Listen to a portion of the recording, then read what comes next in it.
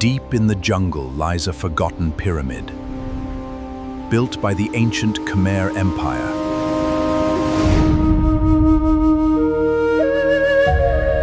The lost pyramid capital of Cambodia. Deep within the jungles of northern Cambodia, far beyond the crowds of Angkor, stands one of the most mysterious monuments ever built by the Khmer Empire, hidden beneath centuries of vines, towering trees, and silence. Rises a giant stone pyramid unlike anything else in Southeast Asia. This is Koh Ker, more than 120 kilometers from Angkor, and not far from the sacred mountain of Phnom Kulan. Koh Ker was once the center of an ambitious dream.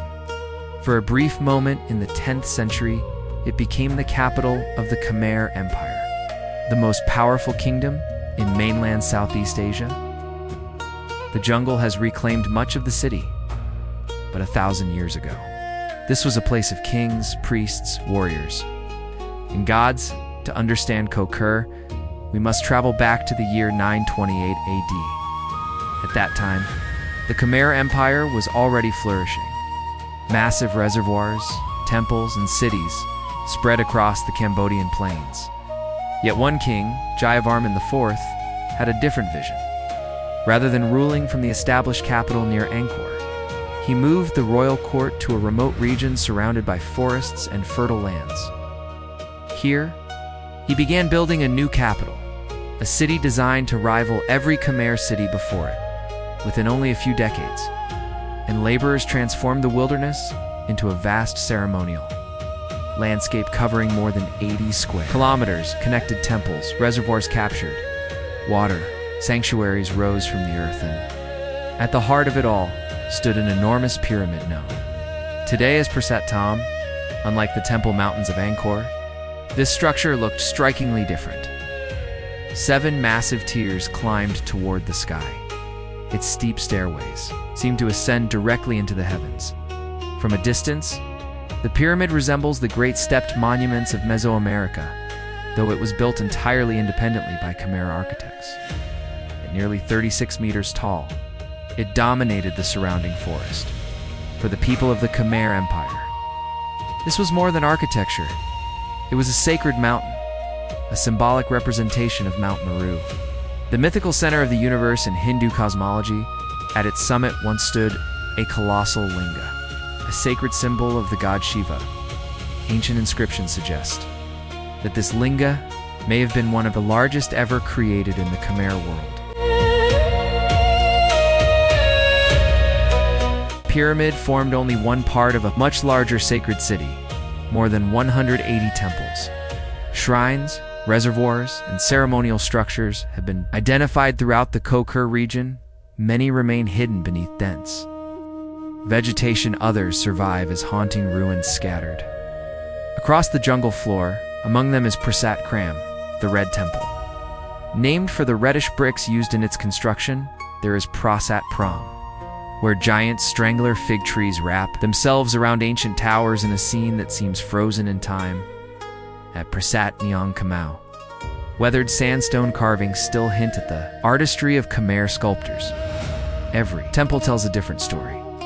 Every stone preserves a fragment of a forgotten capital. Water was essential to the Khmer civilization, like Angkor. Koh Ker depended on sophisticated hydraulic engineering.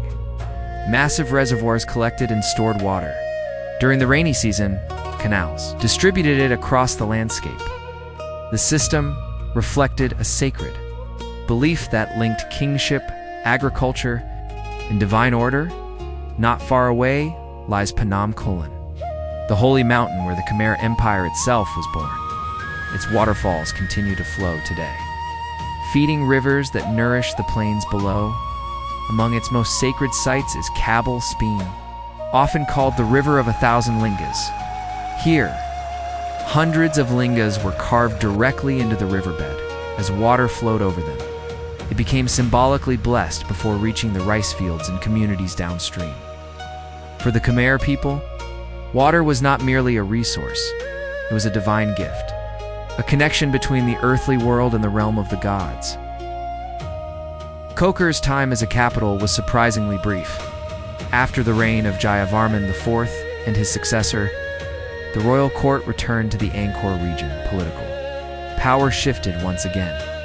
The grand city of Koh Ker slowly declined.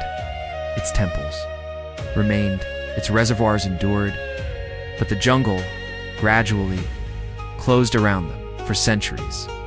The forest concealed much of the ancient capital. Travelers rarely visited. Many monuments were forgotten. Some sculptures were looted and dispersed across the world. Yet despite abandonment, the stones endured. The silence preserved what history nearly erased. In recent decades, archaeologists have uncovered new secrets hidden beneath the forest canopy. Advanced technologies, including aerial laser scanning, have revealed roads, structures, and urban networks previously invisible from the ground. What once appeared to be an isolated pyramid is now understood as the center of a vast and sophisticated city that briefly challenged Angkor itself. Today, Koh Ker stands as one of Cambodia's greatest archaeological treasures, recognized as a UNESCO World Heritage Site. It offers a glimpse into a forgotten chapter of Khmer history. Visitors who climb its steep stairway are rewarded with a view stretching across endless jungle. From the summit, it is easy to imagine what ancient kings once saw: a thriving capital, a sacred landscape, a kingdom. Reaching toward the heavens, Koh Ker is more than a pyramid. It is the story of ambition, faith, engineering, and empire.